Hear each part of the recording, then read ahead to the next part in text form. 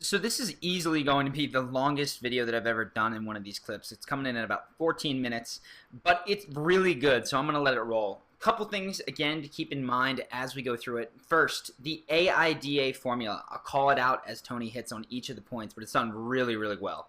Second, how he uses his body, right? He gets it in there phenomenally. And then the emotions that Tony brings into this are incredibly, incredibly powerful. There's such a roller coaster ride. So let's just watch this video, and I'll try to stop it as sparingly as possible. My life is shaped by a lot of events, but one of the most powerful was somebody doing these kind acts for my family. When I was 11 years old, we had a really, really tough Thanksgiving where there was no money and no food, and we wouldn't have starved. We always found a way to get something, but we weren't going to have a Thanksgiving dinner, that's for sure, certainly not a feast of any sort. And my mom and dad at the time were fighting like cats and dogs and saying things that once you say them, you can never take them back. You know the kind of stuff I'm talking about? So just want to highlight this. He starts with the drama of this thing, like running out of food on Thanksgiving. That is enough to grab attention. Plus that he's on stage and he has this. So he's setting up a scene that is just rife with tension. At this point, he says, "Do you know what I'm talking about?" This signifies that we've moved into the interest phase. Now he's going to start developing characters, creating drama, telling stories. So that first bit is just, grabs your attention. He's got it because he's on stage.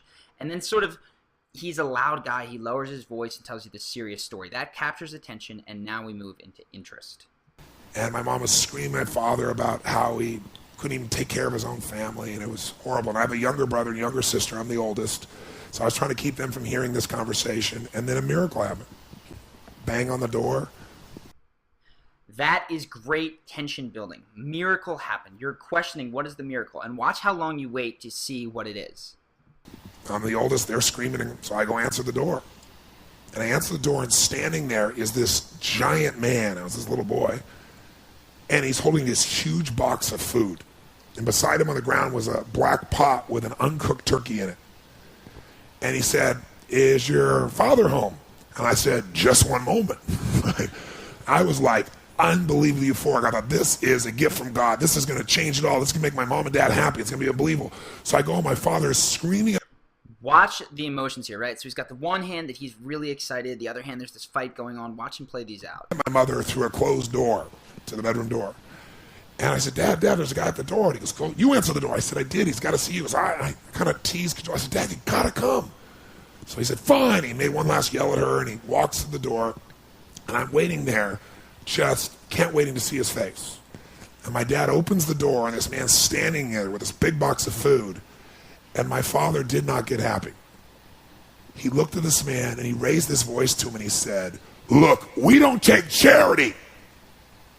And then he took the door to slam it in the man's face. But the man was a good-sized man. He put his foot there and smacked his foot and bounced back open. He said, Sir, this is not charity. Everybody has tough times. Somebody knows you're having a tough time. And they want you to have a magical Thanksgiving. I'm just the delivery guy." He said, "Please take this." And my father said, "We don't take charity." He went to slam it again. And this time the guy put his shoulder against it so he couldn't do it. And then my father's staring at him. It's like these two males starting to get in this intense mode. And one's just trying to give a gift, and I'm freaking. And then the guy said something that I'll never forget, and in moments I wished he hadn't said. But he found a way to force my father. He's holding this thing, and he looked at me, and then he looked at my dad, and he said, "Don't make your family suffer because of your ego." So I want to pause right there. I didn't want to do it before. When Tony says he said something that I'll never forget, he doesn't immediately launch into what he said. He builds it, right? He allows that space to expand, and this is something that we're going to work on. Blowing up the moments where you have people on the edge of their seat, right? So he lets that sit for 5-10 seconds before he reveals, and then the scene continues to unfold. Now my dad's level of energy increased, but he was also trapped. You get it? So he took the food, slammed it on our table, and slammed the door in the man's face and never even thanked him. And I didn't know what to do. Part of me wanted to cry. Part of me was crushed. And I watched my father storm off and went on back to scream at my mother. And I remember that day just thinking, I don't understand. And years later, I began to understand it a little bit. what I began to understand is that you look at a person's life and it's like so much in life you could be joyous about. Like I wanted to smile, you know what I mean? Even now I can remember it.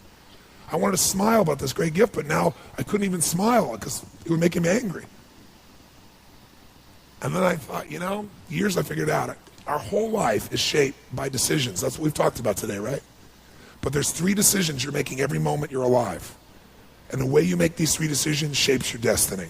First decision we're all making every moment is what are you going to focus on? What are you going to focus on? And, I realized that my father's life and my life ended up very different because we made that day 3 decisions very differently. He decided to focus on the fact that he has not fed his family.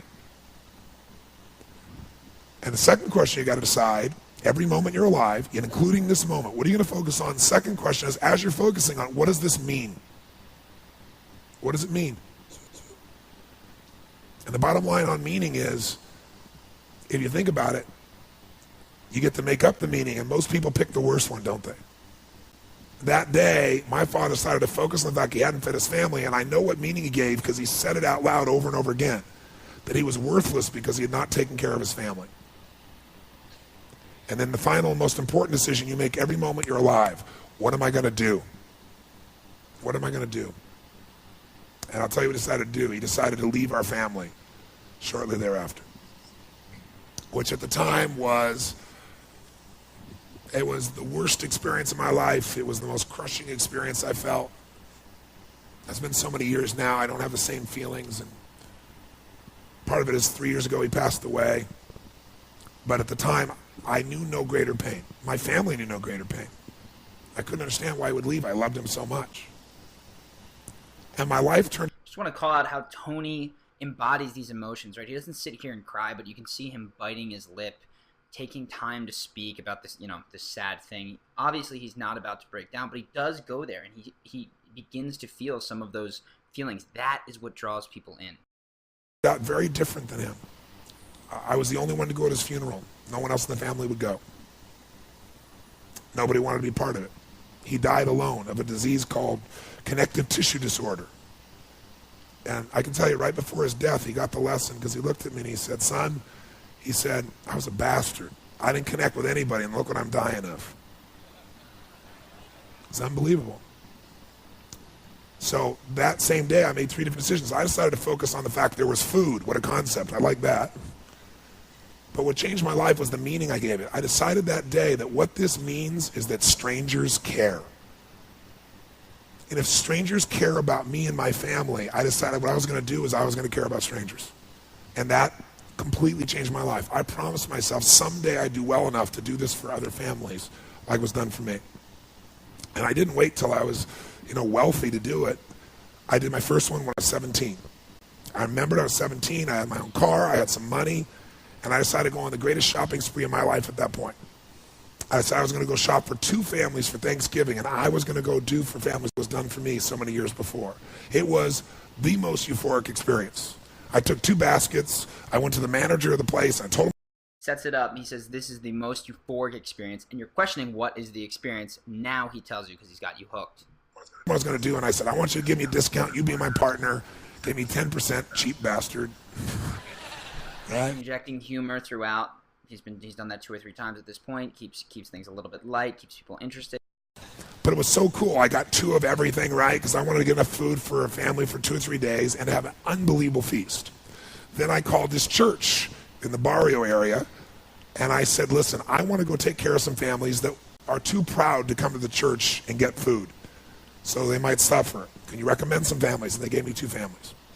So then I wrote a note because I thought, you know what, I'm going to put on old jeans and a t-shirt, and I'm going to deliver this. I'm not going to get the acknowledgement, but I do want to see their faces, right? So I'll go as the delivery boy, which is easy. I look like one. But I wrote this note, and I don't want them to get upset like my father did.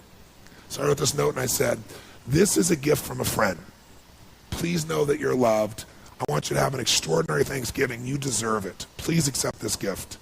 And then I put under it, I said, if you can, someday do well enough to do this for one other family and pass on the gift.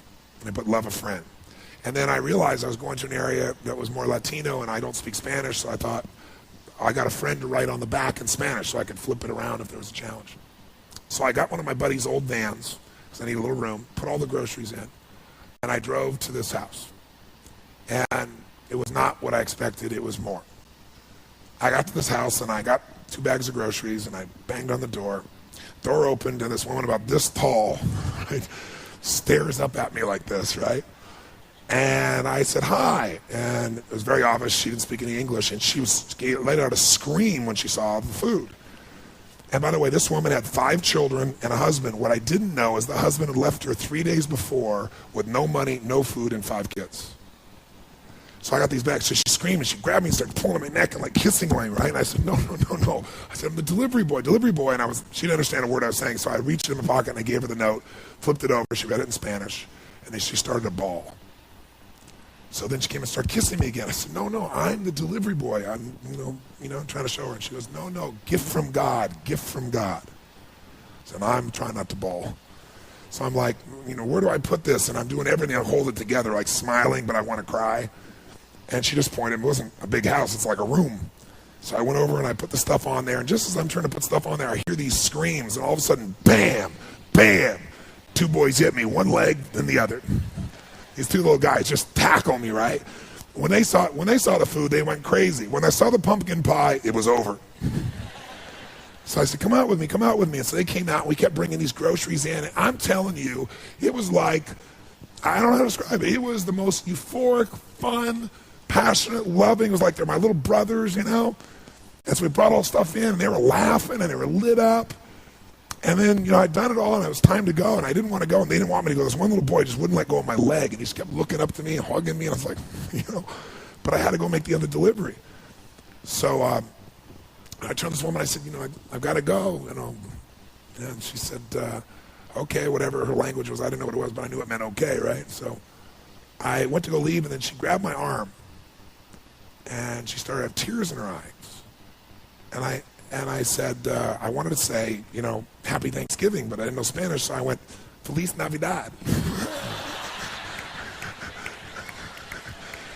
Figured it was close, And she started she went from crying to laughing, right? And then she grabbed and gave me this big hug, and the kids gave me these hugs. And I remember I got out and I walked off, and they were all standing on the porch. And I got in this little van, and I drove it out and I turned it around, and as I went to turn it around, I looked in the rearview mirror, and I was feeling all this emotion building in my body. And I looked in the mirror, and I saw Mama standing in the porch with her kids, all the kids smiling, and Mama sitting there crying hysterically and smiling from ear to ear. And I couldn't keep it together. I was right there, stopped in the street, and I started bawling uncontrollably. And I remember just thinking, this is a beautiful thing. Why is this making me cry? And, why is this great thing? Why am I so emotional about this? And then I got it. I realized in that moment that the worst day of my life, my father leaving, had actually been the best day of my life. Because if I hadn't had that experience, I wouldn't be here today. And now because of that, I'm get to live this life. And I have the desire and the drive and the want to give in this way. And so I've really realized that the worst day was the best day, that was God's gift. The gift wouldn't have been there if he would have stayed. There's an old country song that says, thank God for unanswered prayers. It's a story about this man who wants his prayer and finds out later on it wasn't fulfilled, right? So I just want to pause. I wanted to let that run, but towards the end of that story, if you felt yourself thinking like, wow, that'd be an amazing thing to do, that's a good sign that he got into the desire part of the story, right? So he starts it off, he grabs your attention. There's actually multiple stories in this, but builds interest, tells you the story full of drama, right? So much emotion there being worn on his face and in his body and in the story itself. And then he gets into the part where he starts to make you want something, right? You start to want the lesson of the story. You start to want to potentially go and do something like this. So now he's wrapping it up, and you'll see it towards the very end. He points it back to everyone else, right? Really builds that desire and then calls for an action.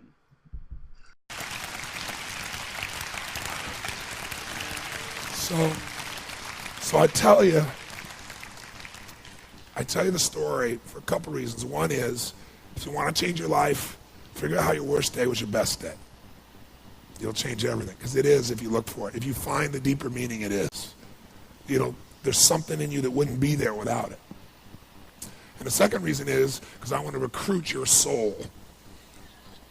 Not for your money or business. I want to recruit you in this action of going and making a difference. I want to recruit you for you, because I know if you go do a few of these things, you'll get hooked and you'll make it a ritual and it'll change your life. Whatever things you do in your life, this is what it's really about. And it won't be long before it'll be Thanksgiving here, and we still do this. I start out the first year I fed 2 families, and the next year I fed 4. I'm going to double it. Next year I did 8, which was a lot of work. And I didn't tell anybody what I was doing, because I wasn't doing it for acknowledgement. I was doing it because it was right. But after a while, I thought I could use some help.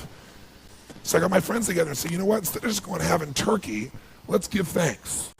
Let's go build baskets with food and great stuff, and let's deliver it to people. Then we'll come in and have a big dinner, and we'll talk about what we're grateful for and have our dinner.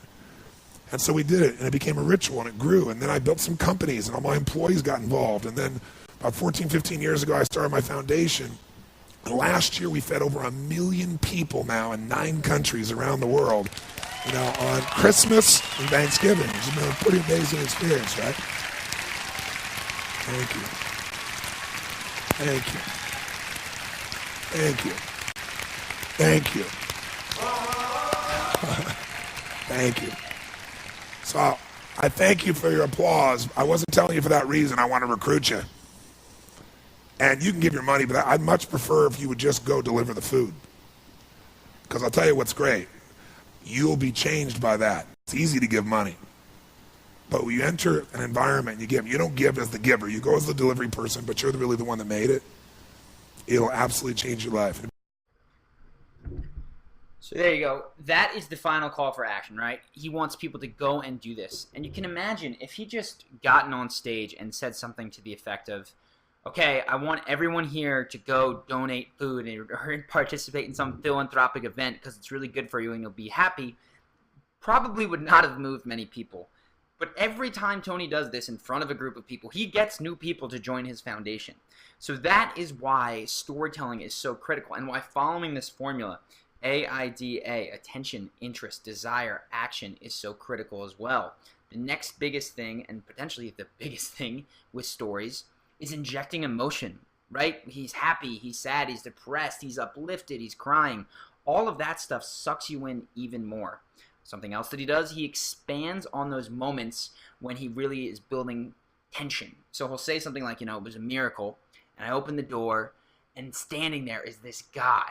He's massive. And right, he doesn't tell you what the miracle is, he just continues to build the scene. That keeps you very, very hooked. So just wanted to show you this video. It's very, very powerful for all of those reasons, and I think it's got a fantastic message.